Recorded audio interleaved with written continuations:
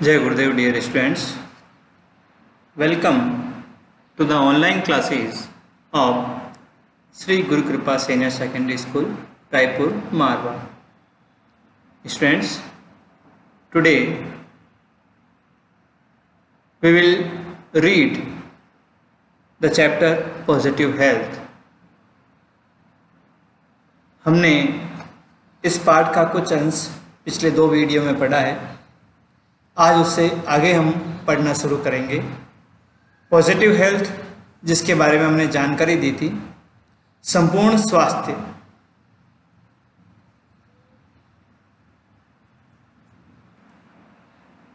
हमने इस पाठ की शुरुआत से ये समझा है कि किस प्रकार से विकसित और विकासशील देश में लोग संपूर्ण स्वास्थ्य को प्राप्त नहीं कर पा रहे हैं। अगर विकसित देशों की बात करें तो वहाँ पर फिजिकल हेल्थ तो अच्छे तरीके से मौजूद है, लेकिन मेंटल हेल्थ वहाँ कमी है मेंटल हेल्थ की।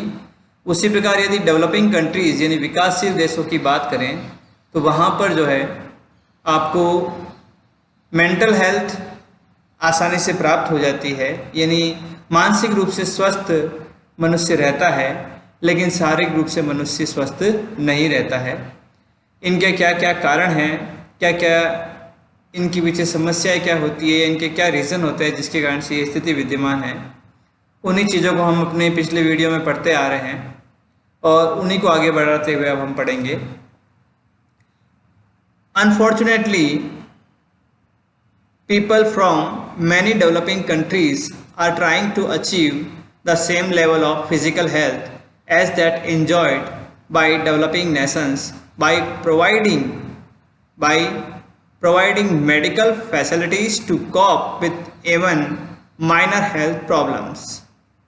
अब देखो, विकसित देश और विकासशील देश दोनों ही एक दूसरे से स्पर्धा करते रहते हैं, एक दूसरे से होड़ करते रहते हैं। विकसित देश में जिस चीज़ की कमी है वो है मेंटल हेल्थ की, तो वे अधिक से अधिक प्रयास करते हैं कि किस तरह से हमारे देश में मेंटल हेल्थ की विद्यमानता हो, मनुष्य जो है मानसिक रूप से स्वस्थ बने। उसी प्रकार जो डेवलपिंग कंट्रीज़ होते हैं उनमें कमी आती है फिजिकल हेल्थ की, और वे ये प्रयास करते हैं कि किस तरह से उन देशों में या इन डेवलपिंग कंट्रीज़ में फिजिकल हेल्थ प्रॉपर रूप से प्राप्त हो या शारीरिक रूप से मनुष्य स्वस्थ हो पाए। तो यहाँ बताया जा रहा है, अनफॉर्चुनेटली, दुर्भाग्य से, people from many developing countries, विकासशील बहुत से विकासशील देशों के लोग, आर ट्राइंग टू अचीव, वे प्रयास कर रहे हैं प्राप्त करने के लिए। क्या प्राप्त करने के लिए? द सेम लेवल यानी समान स्तर ऑफ फिजिकल हेल्थ। किस चीज़ का समान स्तर? शारीरिक स्वास्थ्य का समान स्तर। किसके समान स्तर? As that enjoyed by developed nations, जैसा कि विकसित देशों में आनंद लिया जाता है। यानी विकासशील देश ये प्रयास कर रहे हैं, वे लगातार कोशिश कर रहे हैं कि जिस तरह से विकसित देशों में लोग शारीरिक रूप से पूर्ण रूपेण स्वस्थ हैं, जिस तरह से विकसित देशों के लोग शारीरिक स्वास्थ्य का आनंद ले रहे हैं, हम भी जो है उसी प्रकार का, उसी लेवल का, उसी स्तर के शारीरिक स्वास्थ्य का आनंद लें। अब उसके लिए वो क्या प्रयास करते हैं? बाय प्रोवाइडिंग, प्रदान करते हुए, मेडिकल फैसिलिटीज़, स्वास्थ्य सुविधाएं। यानी विकासशील देश ये कोशिश करते हैं कि हम ज़्यादा से ज़्यादा स्वास्थ्य सुविधाएं अपने देश में प्रदान करें, to cope with even minor health problems. अब टू कॉप यानी सामना करना, माइनर हेल्थ प्रॉब्लम्स यानी छोटी छोटी जो स्वास्थ्य संबंधी समस्याएं होती हैं, उनके लिए भी विकासशील देश जो हैं मेडिकल फैसिलिटीज़ को प्रोवाइड कर रहे हैं, चिकित्सा सुविधाओं को उपलब्ध करा रहे हैं, प्रदान कर रहे हैं। Other important factors associate with better physical health are being ignored. अब विकासशील देश उस होड़ में ये काम तो कर रहे हैं, लेकिन वो क्या नहीं कर पा रहे हैं? किस चीज़ की उपेक्षा कर रहे हैं? अदर इम्पोर्टेंट फैक्टर्स, दूसरे महत्वपूर्ण जो तथ्य हैं, क्षेत्र हैं, उनकी वो क्या कर रहे हैं? Associated with better physical health, जिनका संबंध किससे हैं?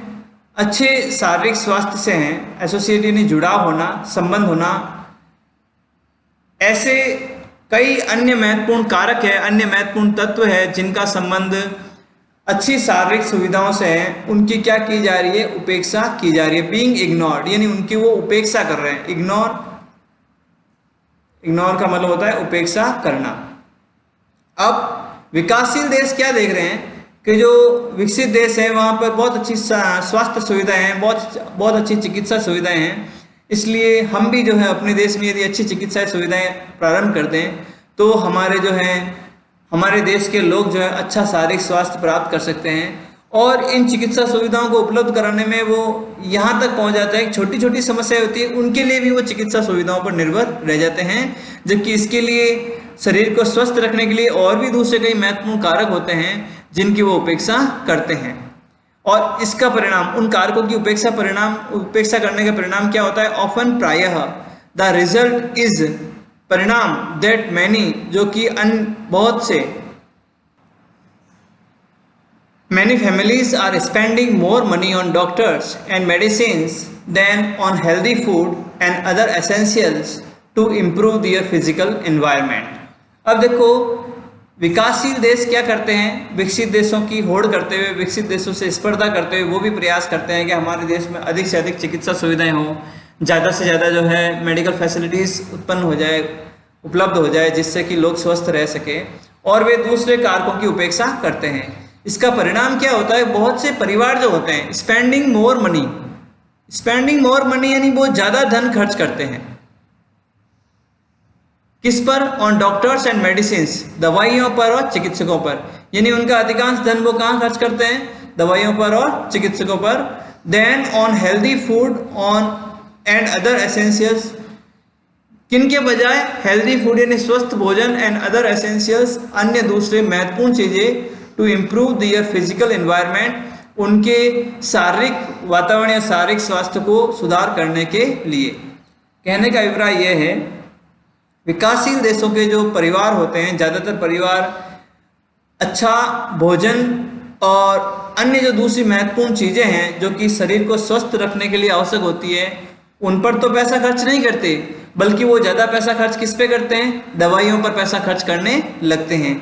ये सोचते हुए कि विकसित देश में भी जो है दवाइयों पर अधिक पैसा खर्च होता है तो हम भी दवाइयों पर पैसा खर्च करके अपने आप को स्वस्थ बनाए रख सकते हैं। जबकि इसके बजाय यदि वो हेल्दी फूड यानी स्वस्थ भोजन पर और other essentials to improve their physical environment, और दूसरी जो महत्वपूर्ण चीज़ें होती है जो कि उनके शारीरिक दशा को सुधार सकती है, शारीरिक स्वास्थ्य को सुधार सकती है, उन पर खर्च नहीं करते और दवाइयों पर खर्च करते हैं। तो यदि अच्छा भोजन खाएं, वो योग करें, व्यायाम करें, तो बिना दवाइयों के भी वो स्वस्थ रह सकते हैं। For the developing world this is a tremendous waste of limited resources. Developing world यानी विकासशील विश्व, ऐसा विश्व जो विकास कर रहा है, जिसके पास आर्थिक संसाधन पूर्ण रूप से प्राप्त नहीं उपलब्ध है, और ऐसे विकासशील देश में this is a tremendous waste, tremendous यानी बहुत भयंकर बर्बादी है। किस चीज़ की? Of limited resources. Limited resources का मतलब होता है सीमित संसाधन। जो विकासशील देश होते हैं उनके पास धन की उपलब्धता सीमित है। ऐसा नहीं कह सकते कि बहुत सारा धन जो है विकासशील देशों में पड़ा रहता है, लोगों के पास बहुत सारा धन है, लोग बहुत अमीर है। एक सीमित से धन संपत्ति है लोगों के पास, और उसको भी वो क्या करते हैं? बहुत भयंकर रूप से बेकार तरीके से जो है इस प्रकार के दवाइयों पर, डॉक्टरों पर खर्च कर देते हैं। तो लेखिका जो है बता रही है कि ये जो किया जा रहा है ये सही नहीं है। अब लेखिका आगे चलते हुए बता रही है कि वास्तव में विकासशील देश जो हैं वो किस तरह से पॉजिटिव हेल्थ जो है उसको अचीव कर सकते हैं। अचीविंग पॉजिटिव हेल्थ अपने इस नेक्स्ट पार्ट में वो बता रही है कि विकासशील देशों के पास धन की उपलब्धता ज़्यादा नहीं है, और यदि वो सारा पैसा इन दवाइयों पर खर्च कर देंगे तो इससे जो उन्हें नुकसान होगा और जो सीमित संसाधन है वो नष्ट हो जाएंगे। तो अब लेखिका उन उपायों पर चर्चा कर रही है जिनके द्वारा जो डेवलपिंग कंट्रीज़ है वो भी क्या कर सकते हैं, जो बेटर फिजिकल हेल्थ है उसका एंजॉय कर सकते हैं, अच्छे शारीरिक स्वास्थ्य का आनंद प्राप्त कर सकते हैं। आइए अब उसके बारे में पढ़ें कि वे कौन कौन से दूसरे तरीके हैं, वे कौन कौन से दूसरे उपाय हैं जो कि मनुष्य के शरीर को स्वस्थ रखने में सहायक हो सकते हैं। अब देखिए, instead of wasting valuable resources on the provision of more medical facilities, instead यानी के बजाय, of wasting valuable resources, valuable यानी मूल्यवान संसाधन, हमारे जो मूल्यवान संसाधन हैं उनको जो है हम किस पे खर्च कर रहे हैं? मूल्यवान संसाधन ऑन द प्रोविजन यानी व्यवस्था करना, प्रबंध करना ऑफ मोर मेडिकल फैसिलिटीज, और अधिक चिकित्सा सुविधाओं की, कि चिकित्सा सुविधाओं के प्रावधान पर, उनकी व्यवस्था पर जो हम हमारे मूल्यवान संसाधन है उनको बर्बाद कर रहे हैं, उनके बजाय इट माइट बी बेटर, ये हमारे लिए अच्छा होगा, टू यूज, उपयोग में लेना। क्या उपयोग में लेना? Over knowledge and basic common sense, हमारे ज्ञान को और हमारा जो साधारण सामान्य ज्ञान है उसको, इन एन एफर्ट, किस में प्रयोग लेना? एन एफर्ट, एक प्रयास में, to maintain healthy bodies and minds, हमारे स्वस्थ मस्तिष्क और शरीर को बनाए रखने के लिए हमें, यदि हम अपने सामान्य ज्ञान का, हम हमारी बुद्धि का यदि उपयोग में लेते हैं तो ये हमारे लिए बढ़िया रहेगा, इस उन चीज़ों के बजाय कि हम जो है पैसे को या हमारे पास जो मूल्यवान संसाधन है उनको हम चिकित्सा सुविधाओं पर खर्च करें। लेखिका ये कहना चाह रही है कि हमारे पास जो मूल्यवान संसाधन है वो हमारे पास सीमित मात्रा में हैं, उनका सही उपयोग किया जाना चाहिए, उनको बेकार में ही चिकित्सा सुविधाओं पर व्यय नहीं किया जाना चाहिए। इसके बजाय हमारा जो ज्ञान होता है, चाहे ज्ञान हम ग्रंथों का ज्ञान कह दें, शास्त्रों का ज्ञान कह दें, जैसे आयुर्वेद का ज्ञान या घरेलू नुस्खों का ज्ञान, घरेलू दवाइयों का ज्ञान, या common sense. Basic common sense का मतलब ये होता है कि हमारी एक स्वाभाविक सरल समझ जो कि प्रत्येक मनुष्य के पास विद्यमान होती है, जो प्रत्येक मनुष्य समझता है, उनको हमें क्या काम में लेना चाहिए? किस चीज़ के लिए? Maintain healthy bodies and minds, हमारे स्वस्थ शरीर और मस्तिष्क को बनाए रखने के लिए। अब लेखिका यहाँ उदाहरण देती है कैसे। For example, learning the value of good nutrition for health. सबसे पहली चीज वो क्या बता रही है? लर्निंग द वैल्यू, वैल्यू का मतलब कीमत समझाना, मूल्य समझाना, महत्व समझाना। लर्निंग यानी सिखाना, यानी महत्व सिखाना किस चीज का? ऑफ गुड न्यूट्रिशन, अच्छे पोषण का। न्यूट्रिशन का मतलब क्या होता है? पोषण। आप विज्ञान पढ़ते हैं, आप अच्छी तरह जानते होंगे, एक संतुलित भोजन शब्द आता है, यानी किस प्रकार का भोजन मनुष्य को करना चाहिए, कितना भोजन करना चाहिए, किस समय में, किस आवश्यकता के साथ करना चाहिए, ये सारी बात आप विज्ञान में पढ़ते हैं। तो उसी चीज को यहाँ बताया जा रहा है। गुड न्यूट्रिशन जो है, यानी जो अच्छा पोषण होता है, फॉर हेल्थ, जो कि स्वास्थ्य के लिए आवश्यक है, यानी ऐसा भोजन, ऐसा पोषण जो कि हमारे शरीर को स्वस्थ बनाए रखने के लिए आवश्यक है, उसकी हमें क्या, उसका महत्व तो क्या करना चाहिए? हमें सिखाना चाहिए।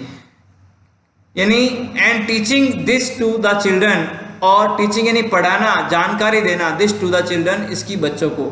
यानी सबसे पहले तो हमारे बड़े बूढ़े जो लोग हैं, जो घर के बड़े बुजुर्ग हैं, वो इस बात को समझें कि एक स्वस्थ शरीर के लिए किस प्रकार से जो अच्छा पोषण सहायक हो सकता है, यानी संतुलित भोजन, अच्छा भोजन किस प्रकार से शरीर को स्वस्थ बनाने के लिए आवश्यक हो सकता है, उस चीज को पहले बड़े बूढ़े समझेंगे।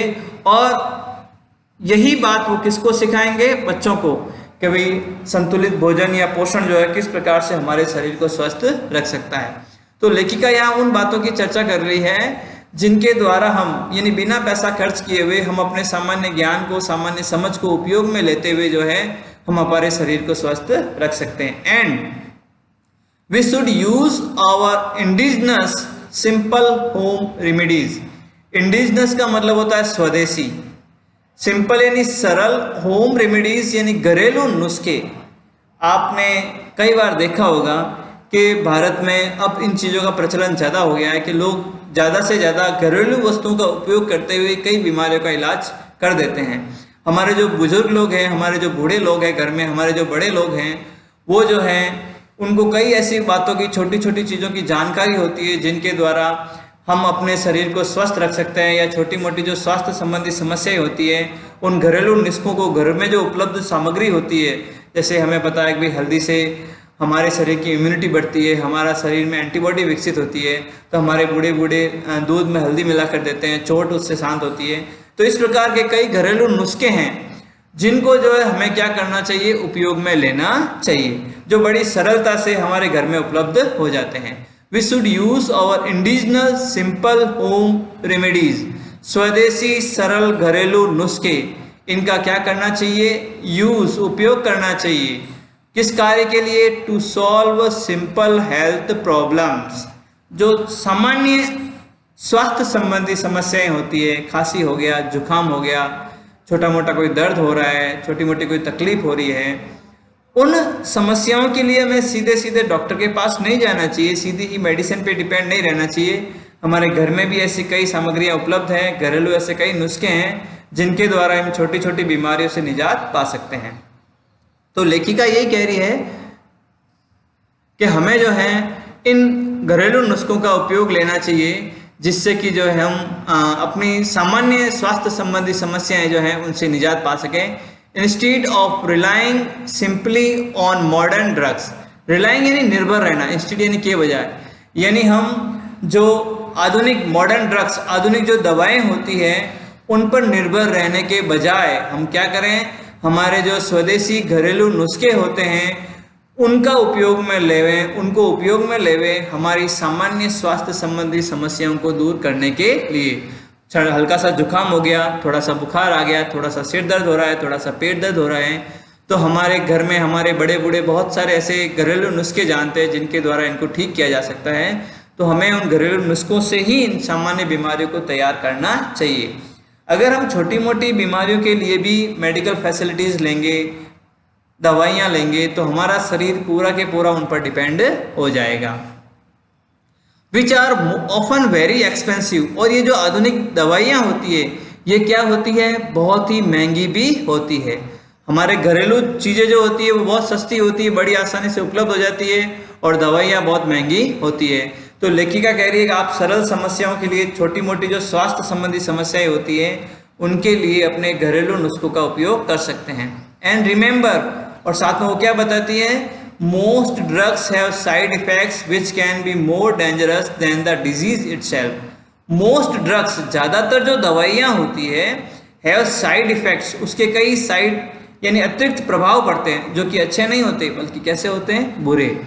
Which can be more dangerous, और अधिक खतरनाक हो सकते हैं, देन द डिजीज, बीमारियों से भी ज़्यादा। जब भी हम दो चीज़ों की कंपैरिजन करते हैं तो देन का यूज़ होता है, और यहाँ कंपैरेटिव डिग्री आती है। जैसे यहाँ आ रहा है डेंजरस जो है, इसकी कंपैरेटिव डिग्री होगी मोर डेंजरस, यानी अधिक खतरनाक।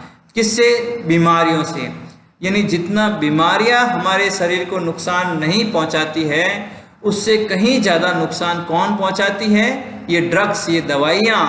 इनसे हमारे शरीर पर बहुत सारे साइड इफ़ेक्ट पड़ते हैं। इसीलिए लेखिका कहती है कि आपको छोटी मोटी बीमारियों के लिए अपने घरेलू नुस्खों का उपयोग ही करना चाहिए। In nature, animals are not influenced by media campaigns and they trust. In nature, animals are not influenced by media campaigns and they trust their own instincts. Nature has given each animal the power to monitor its own body and maintain normal health. लेखिका प्रकृति में जो जानवर होते हैं वो किस तरह से अपने शारीरिक संकेतों को समझते हुए, शरीर के जो प्रवृत्तियां होती हैं उनको समझते हुए, शरीर की जो सहज प्रवृत्ति होती है उनको समझते हुए किस तरह से स्वस्थ रहते हैं, उनके बारे में लेखिका अब चर्चा कर रही है।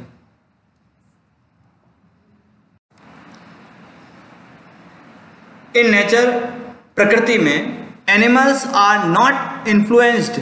इन्फ्लुएंस्ड का मतलब क्या होता है, प्रभावित होना। इन्फ्लुएंस्ड यानी प्रभावित होना, किसी भी चीज के प्रभाव में आना। अब प्रभावित होना यहाँ आया बाय मीडिया कैंपेन्स। जो मीडिया होते हैं यानी चलचित्र आदि जो होते हैं या दूर संचार के जो साधन होते हैं उनके जो कैंपेन्स होते हैं यानी अभियान होते हैं।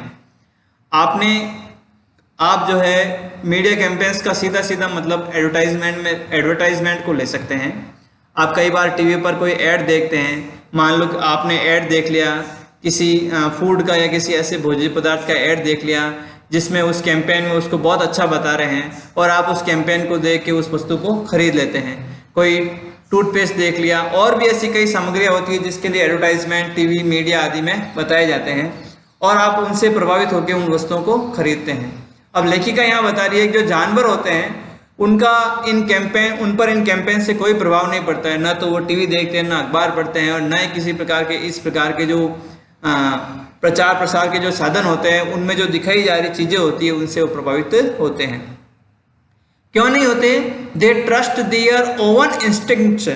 इंस्टिंक्ट का मतलब होता है सहज प्रवृत्ति, आंतरिक संकेत। दे ट्रस्ट, वे विश्वास करते हैं, देयर ओवन इंस्टिंक्ट्स, अपनी सहज प्रवृत्ति पर। जानवर जो होते हैं उनके शरीर ही खुद संकेत देते हैं उनके स्वास्थ्य के बारे में, उनके भोजन के बारे में। कैसे देते हैं वो आगे एक्सप्लेन कर रही है। Nature has given each animal, प्रकृति ने प्रत्येक जानवर को प्रदान की है। क्या प्रदान की है? The power to monitor. Monitor का मतलब ध्यान देना, किसी चीज का निरीक्षण करना, किसी चीज को गौर से समझना। तो प्रकृति ने प्रत्येक जानवर को पावर यानी शक्ति दी है टू मॉनिटर, ध्यान देने के लिए, it's oven body and mental normal health, अपने खुद के शरीर पर और नॉर्मल हेल्थ यानी सामान्य स्वास्थ्य को मेंटेन यानी बनाए रखने के लिए। जानवर बोल नहीं सकते, जानवर अपना दर्द प्रकट नहीं कर सकते, वो खुद आगे चल के डॉक्टर के पास नहीं जा सकते। तो प्रकृति ने क्या किया? प्रकृति ने जानवरों को एक वरदान दिया है, और वो वरदान है और वो शक्ति क्या है कि जानवर अपने खुद के शरीर का ध्यान कर सकते हैं, ध्यान रख सकते हैं, उसकी परीक्षण कर सकते हैं, और उसके शरीर के आधार पर, अपने संकेतों के आधार पर वो अपने शरीर को सामान्य रूप से स्वस्थ बनाए रखते हैं। अब इसका एक एग्जाम्पल के माध्यम से लेखिका समझा रही है। As an example, salt is an essential element required by all animals. Salt का मतलब जानते हो आप? नमक। एसेंशियल एलिमेंट एक आवश्यक, एसेंशियल का मतलब क्या होता है? आवश्यक। एसेंशियल आवश्यक, अनिवार्य, मूल, कुछ भी कह सकते हो। तो नमक जो होता है एक आवश्यक एलिमेंट यानी तत्व होता है, रिक्वायर्ड जिसकी आवश्यकता होती है, बाय ऑल एनिमल्स सभी जानवरों के द्वारा। यानी सभी जानवरों को अपने शरीर में नमक की आवश्यकता होती है, एक सीमित मात्रा में उनको नमक खाया जाना चाहिए। अब वाइल्ड एनिमल्स इन फॉरेस्ट, जो जंगली जानवर होते हैं इन द फॉरेस्ट, जंगल में, लाइक राइनोसेरस, एलिफेंट्स और डियर, हाथी, राइनोसेरस, हिरण आदि, try to find a place, वो क्या करते हैं? एक ऐसी जगह ढूंढने का प्रयास करते हैं, where salt is present in the soil, जहाँ की मिट्टी में ही क्या मिल जाता है? उनको नमक मिल जाता है। यानी वो जंगली जानवर जो है ऐसी जगह ढूंढते हैं जहाँ मिट्टी में क्या पाया जाता है? नमक। दे रेगुलरली लिक द सॉइल, और वे उस मिट्टी को क्या करते हैं? लिक यानी चाटना, लगातार क्या करते रहते हैं? वो चाटते रहते हैं उस मिट्टी को। कौन सी मिट्टी को? जिस मिट्टी में क्या विद्यमान होता है? नमक। तो दे रेगुलरली, लगातार, लिक द सॉइल, उस मिट्टी को चाटते रहते हैं, to get the exact amount of salt, उस निश्चित नमक की मात्रा को प्राप्त करने के लिए, देयर बॉडीज नीड, जो कि उनके शरीर को आवश्यक है। यानी जानवरों को पता चल जाता है कि हमारे शरीर को कितनी मात्रा में नमक चाहिए, और उस नमक की प्राप्ति के लिए क्या करते हैं? किसी किराने की दुकान पर नहीं जाते, वो कहाँ जाते हैं? ऐसी मिट्टी के पास पहुँचते हैं जिस मिट्टी में नमक की मात्रा पाई जाती है, और उस मिट्टी को उतनी ही मात्रा में चाटते रहते हैं जितनी मात्रा में उनके शरीर को नमक की आवश्यकता है। अब देखो, ये तो बात रही नमक की, अब आता है भोजन की। They eat only the required amount of food. ये सबसे इंपॉर्टेंट बात है। आपने मनुष्यों में एक प्रवृत्ति देखी होगी, कुछ मनुष्य तो ऐसे होते हैं जो पेटू होते हैं, बहुत ज़्यादा भोजन के शौकीन होते हैं, खूब सारा भोजन करते हैं, और कुछ लोग ऐसे होते हैं जो ये सोचते हैं कि मैं मोटा हो जाऊंगा, ज़्यादा मोटा हो जाऊंगा, तो उस चक्कर से वो बहुत कम मात्रा में भोजन करते हैं। तो दोनों ही गलत है। अधिक भोजन करना वो भी गलत है, और बहुत कम भोजन करना वो भी गलत है। हमें क्या करना चाहिए? सीमित मात्रा में, जितना हमारे शरीर को आवश्यकता होती है उतना ही भोजन करना चाहिए, जबकि ये प्रवृत्ति बहुत कम मनुष्यों में देखी जाती है। लेकिन लेखिका यहाँ चर्चा कर रही है कि इस प्रकार की प्रवृत्ति किसमें पाई जाती है? जानवरों में। तो इस तरह से अगर देखा जाए तो हमसे ज़्यादा कौन अच्छे हैं? जानवर। They eat only the required amount of food, वे इतना ही भोजन करते हैं जितने भोजन की उनको आवश्यकता है। And never suffer from obesity. Obesity का मतलब होता है मोटापा,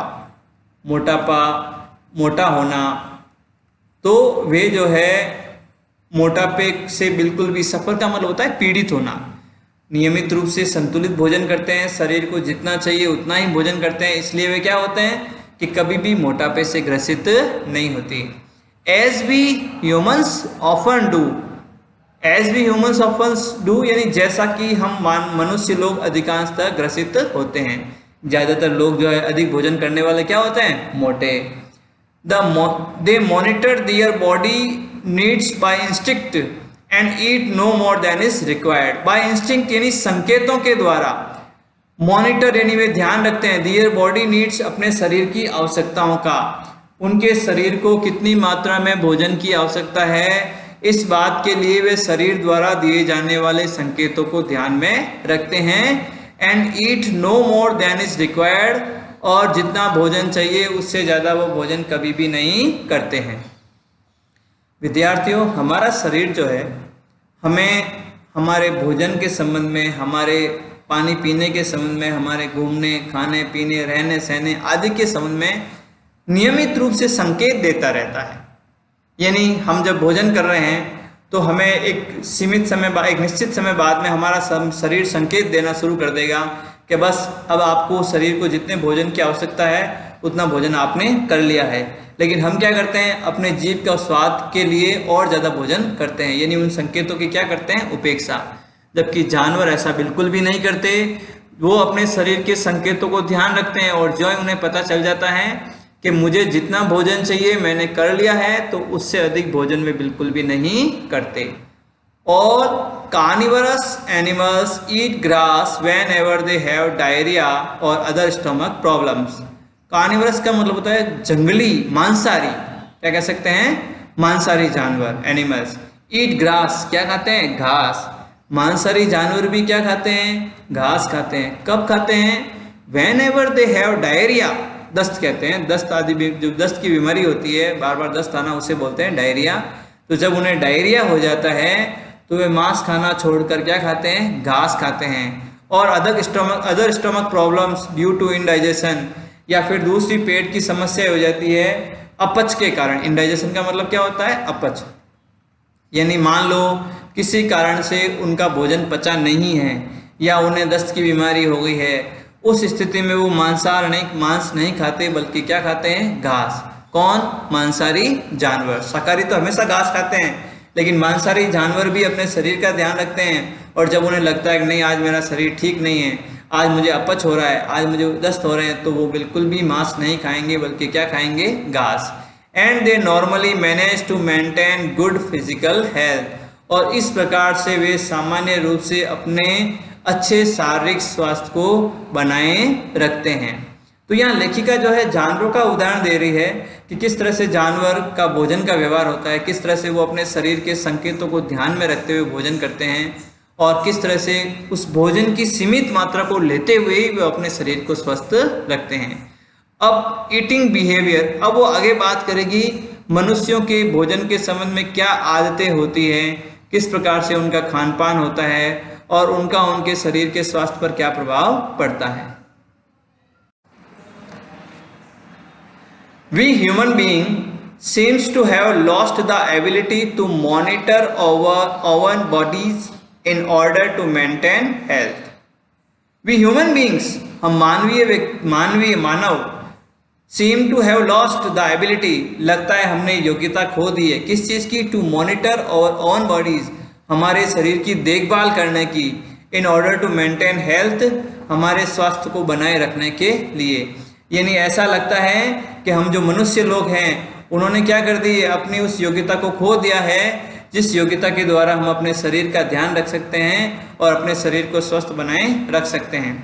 We refuse to understand our own body signals and tend, संकेत और प्रवृत्तियाँ, टेंड यानी प्रवृत्तियाँ, संकेत, और own body signals हमारे खुद के शरीर के संकेत। अभी मैं refuse यानी अस्वीकार करना, टू अंडरस्टैंड यानी समझने में, यानी हम जो है हमारे शरीर के संकेतों को, उसकी प्रवृत्ति को समझने से इनकार कर देते हैं। मैंने अभी बताया ना कि जब आप भोजन कर रहे हैं तो भोजन करते करते आपका शरीर आपको ये संकेत दे देता है कि अब आपके भोजन की मात्रा आपके शरीर के अनुसार पूरी हो गई है, आपको भोजन ज़्यादा नहीं करना चाहिए। लेकिन हम क्या करते हैं, अपने जीभ के स्वाद को बनाए रखने के लिए, अपने जीभ की स्वाद की इच्छा को पूरा करने के लिए और भोजन करने लगते हैं, जबकि ये गलत है। Instead to follow the advice of doctors और the media, sometimes overzealous parents force infants and small children to eat doctors और the media. Instead to follow, इसके बजाय हम किसको फॉलो करते हैं, एडवाइस ऑफ डॉक्टर्स और द मीडिया। इन डॉक्टर्स यदि हमें जो संकेत देते हैं या जो बताता है कि भाई आपको इतना भोजन करना चाहिए, या अपन जो मीडिया में या कहीं देखते हैं वीडियो आदि में एडवर्टाइजमेंट में कि इस बच्चे को इतना भोजन कराया जाना चाहिए, इतना भोजन हमें लेना चाहिए, हम उनकी बातों पर तो ध्यान देते हैं, लेकिन हमारे जो शरीर के संकेत है उन पर हम ध्यान बिल्कुल भी नहीं देते। समटाइम्स, कई बार overzealous parents force infants and small children to eat. कई बार क्या होता है, माता पिता अपने बच्चों को अधिक लाड़ के कारण, ओवरजेलस पेरेंट्स का मतलब होता है अति उत्साही माता पिता, अति उत्साही मतलब बहुत ज़्यादा प्यार करने वाले, लाड़ दुलार करने वाले, वो क्या करते हैं, फोर्स यानी जबरदस्ती करते हैं, इन्फेंट्स यानी बच्चों पर, एंड स्मॉल चिल्ड्रन छोटे बच्चों पर, इन्फेंट्स यानी शिशुओं पर, एंड स्मॉल चिल्ड्रन यानी छोटे बच्चों पर, टू ईट भोजन करने के लिए, because it is feeding time, क्योंकि उनके भोजन का समय हो गया है, not because they are hungry, इसलिए नहीं कि वे भूखे हैं। आपने देखा होगा कई माता पिता ये सोचते हैं कि नहीं अब मेरे बच्चे के भोजन का समय हो गया है, तो उन्हें जबरदस्ती करता है कि नहीं तेरे को भूख नहीं है तो भी तू भोजन कर, तुझे खाना ही पड़ेगा, ये तू ज़्यादा खा कम खा, इस तरह से वो ज़्यादा करते हैं, ज़्यादा लाड़ दुलार दिखाने के लिए। वो ये नहीं देखते कि उनके बच्चों को भूख लगी है या नहीं। विद्यार्थियों, शरीर की एक सामान्य प्रवृत्ति होती है, यानी ऐसा कहा जाता है कि हमें समय को देखकर भोजन नहीं करना चाहिए, भूख को देखकर भोजन करना चाहिए। हमें भोजन उस समय करना चाहिए जब हमें भूख लगती है। इस हिसाब से नहीं कि भाई अब टाइम हो गया, 1 बज गए हैं, 9 बज गए हैं, 10 बज गए हैं, 11 बज गए, हमें भोजन करना, ऐसा नहीं। तो यहाँ लेखिका बता रही है कई जो अधिक लाड़ दुलार करने वाले होते हैं अपने बच्चों को, वो माता पिता क्या करते हैं, अपने छोटे बच्चों को, शिशुओं को जबरदस्ती भोजन कराते हैं, भले ही उनको भूख नहीं है, वो इसलिए भोजन कराते हैं कि लो भाई डॉक्टर ने बताया है तुम्हारा टाइम हो गया खाने का, डॉक्टर ने कहा कि भाई तुम्हें 8 बजे भोजन देना है, डॉक्टर ने कहा है 10 बजे देना है, या टीवी में बताया गया है कि छोटे बच्चों को भोजन 9 बजे दे देना चाहिए। तो इस प्रकार की बातों को सोचते हुए वे क्या करते हैं, बच्चों को ज़्यादा खिलाने लगते हैं या खिलाने के लिए मजबूर करते हैं। वो इस बात पे ध्यान नहीं देते कि बच्चा भूखा है या नहीं। और चिल्ड्रन में be fed more than their bodies demand, और बच्चों को या फिर क्या करते हैं, वो may be fed more than their bodies demand, उनके शरीर को जितनी आवश्यकता है उससे भी ज़्यादा उनको भोजन कराते हैं कि नहीं तू कमज़ोर है, दुबला है, तुझे ज़्यादा भोजन करना चाहिए, इससे अच्छा होगा, हेल्दी होगा, मोटा होगा। तो शरीर की जितनी आवश्यकता है उससे भी ज़्यादा भोजन वे बच्चों को देते हैं। Because some book dictates how much food a baby require, और वो ऐसा क्यों करते हैं, क्योंकि उन्होंने कोई किताबें पढ़ रखी है, कई बार टीवी में देख रखा है कि बच्चों को भोजन कितना कराया जाना चाहिए, 8 साल का बच्चा है तो उसे कितना भोजन देना चाहिए, कितना दूध पिलाना चाहिए। वो क्या करते हैं, किताबों में पढ़ते हैं और उन किताबों को पढ़कर उन किताबों को फॉलो करते हैं, और बच्चे के शरीर का आवश्यकता नहीं है तो भी उन्हें ज़्यादा भोजन खिलाते रहते हैं। ऐसे रिजल्ट और परिणाम के रूप में क्या होता है, चिल्ड्रन में grow up ignoring important body signals, और बच्चे क्या करते हैं, धीरे धीरे बड़े होते हैं, विकसित होते हैं, इग्नोरिंग यानी उपेक्षा करते हुए इम्पोर्टेंट बॉडी सिग्नल, अपने जो महत्वपूर्ण शरीर के संकेत होते हैं उनको, until finally these signal become weak and fail, become weak, जब तक कि ये सिग्नल या संकेत कमजोर नहीं हो जाते। विद्यार्थियों, यदि आप कोई गलत काम कर रहे हैं और आपका कोई मित्र है, आपके पिता है, आपका भाई है, आपकी बहन है, आपको गलत काम करने के लिए टोकते हैं, वो आपको 1 बार टोकेगा, 2 बार टोकेगा, आप नहीं रुकोगे, 3 बार टोकेगा, बार बार टोकने के बाद भी आप नहीं रुकोगे तो वो क्या करेगा, आपको टोकना बंद कर देगा। वो हमारे शरीर पर भी होता है। हमारा शरीर जब भी हम कोई शरीर के साथ जबरदस्ती करते हैं, अधिक भोजन करते हैं, असमय भोजन करते हैं, तो हमारा शरीर हमें संकेत देता है कि आप गलत कर रहे हो, आपके शरीर को भोजन की आवश्यकता नहीं है फिर भी आप भोजन खिला रहे हो, आपके शरीर को इतने भोजन की आवश्यकता नहीं है फिर भी आप ज़्यादा भोजन दे रहे हो। तो हम क्या करते हैं, उसकी उपेक्षा करते हैं, तो बार बार शरीर संकेत देता है, लेकिन आप बार बार जब उपेक्षा करते हैं तो शरीर भी क्या होता है, संकेत देना बंद कर देता है। इसीलिए लेखिका ने कहा है दीज सिग्नल्स बिकम वीक, वो सिग्नल क्या होते हैं, कमजोर हो जाते हैं। एंड फेल टू, और फेल हो जाते हैं। And fail to stimulate normally, stimulate यानी उत्तेजित करना, किसी भी चीज के प्रति उत्तेजना प्रदान करना, नॉर्मल यानी स्वाभाविक रूप से। यानी जो संकेत आपके शरीर देते हैं, वो संकेत जब देते हैं तो आपकी जो ज्ञानेंद्रिया है वो उस कार्य को करने के लिए तत्पर होती है। जैसे मान लो कोई किसी प्रकार का जो शारीरिक संकेत अंदर मिलता है तो एक फिजिकल होता है कि इच्छा हो जाती है कि चलो भोजन नहीं करना है, लेकिन आप उसकी उपेक्षा कर देते हैं तो धीरे धीरे ये उत्तेजना क्या हो जाती है, समाप्त हो जाती है। पीपल देन ईदर ईट फार टू मच और टू लिटिल, तब लोग क्या करते हैं, ईट फार टू मच, या तो बहुत ज्यादा खाते हैं, और टू लिटिल या बहुत ही कम। अब बहुत कम कौन करते हैं, in case of some young figure conscious girls, कुछ ऐसी युवतियां जो कि ये सोचती है कि मेरा शरीर मोटा हो जाएगा, मुझे ज़्यादा भोजन नहीं करना चाहिए, तो वो टू लिटिल बहुत कम भोजन करती है। और कुछ लोग ऐसे होते हैं पेटू भोजन के शौकीन, वो बहुत ज़्यादा भोजन करते हैं। क्यों करते हैं वो ऐसा, क्योंकि उनके शरीर के संकेतों को उन्होंने उपेक्षा की, और उपेक्षा करते करते अब उसके शरीर ने संकेत देना ही बंद कर दिया कि आपके शरीर को कितनी भोजन की आवश्यकता है। And fail to eat the precise amount of food required by the body, और इस कारण से ये मनुष्य असफल हो जाते हैं उस भोजन की निश्चित मात्रा को प्राप्त करने में जो कि उसके शरीर को आवश्यक है। However, if we change our attitude and learn to trust our body signals from the beginning, अब लेखिका यहाँ बता रही है कि अभी भी कुछ नहीं बिगड़ा।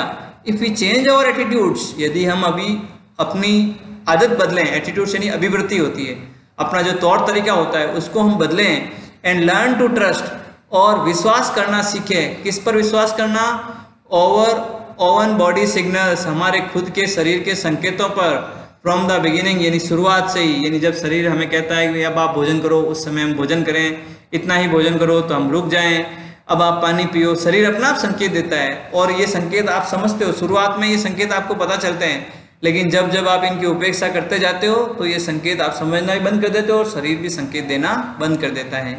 तो लेखिका कहती है कि यदि हम उन संकेतों को उपेक्षा करना छोड़ दें, we can have proper nourishment in the correct amount and thus enjoy good health. और इस तरह से हम क्या कर सकते हैं, प्रॉपर नरिशमेंट, उचित पोषण प्राप्त कर सकते हैं। नरिशमेंट का मतलब क्या होता है, पोषण। उचित पोषण प्राप्त कर सकते हैं इन करेक्ट अमाउंट, सही मात्रा में, उचित भी और सही मात्रा में भी। और इस तरह से एंजॉय गुड हेल्थ, अच्छे स्वास्थ्य का आनंद ले सकते हैं। यानी लेखिका यहाँ एक बहुत अच्छा उपाय बता रही है कि आपको स्वस्थ होने के लिए कोई दवाई आदि की जरूरत भी नहीं है। आप तो केवल अपने भोजन आदि पर नियंत्रण रख लीजिए, जितना भोजन आपके शरीर को चाहिए उतना भोजन उसे अवश्य दीजिए, न उससे ज़्यादा न उससे कम। और अपने शरीर के संकेतों को पहचानते हुए कार्य कीजिए, तो निश्चित रूप से आपको कोई बीमारी नहीं होगी और आपके शरीर को उतनी मात्रा में भोजन मिल जाएगा जितना उसे चाहिए। विद्यार्थियों, आगे का अंश हम अगले वीडियो में पढ़ेंगे। थैंक्स एंड जय गुरुदेव।